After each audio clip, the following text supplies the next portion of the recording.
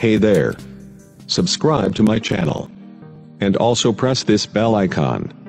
So you never miss any.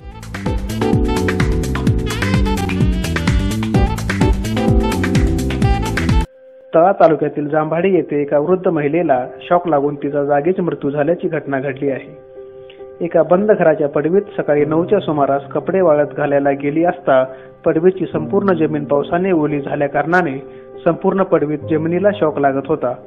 त्याच पडवीत वासंती शांताराम पवार ह्या 65 वर्षाच्या आजी कपडे वाळत घालण्यासाठी गेल्या आणि त्यांना विजेचा तीव्र झटका लागला व त्यांचा जागीच मृत्यू झाला.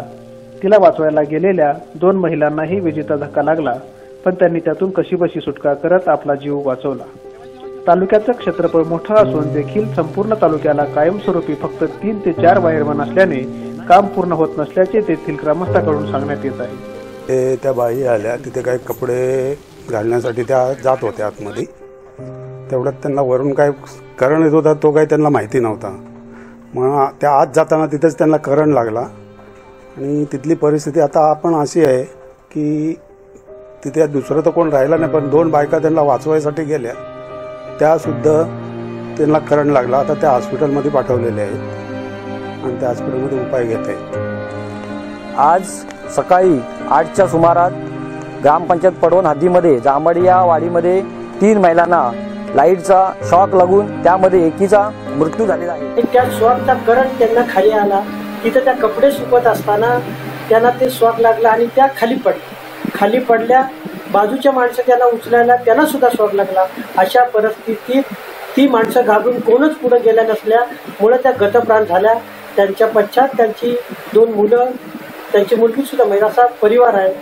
तरी आम्हाला असं म्हणायचं आहे, जांभाडी त्या पवार कुटुंबियांना काहीतरी मदत मिळायला पाहिजे. एमएससी बोर्डाकडून मिळो किंवा तहसीलकडून मिळो, जेणेकरून गरीब कुटुंबाला काहीतरी अर्थसहाय्य मिळावं ही माफक अपेक्षा आहे. ही दुर्घटना झाली ही फार म्हणजे त्या हानी झालेली आहे. असं कुणा प्रसंग येऊ नये असं मला वाटतं.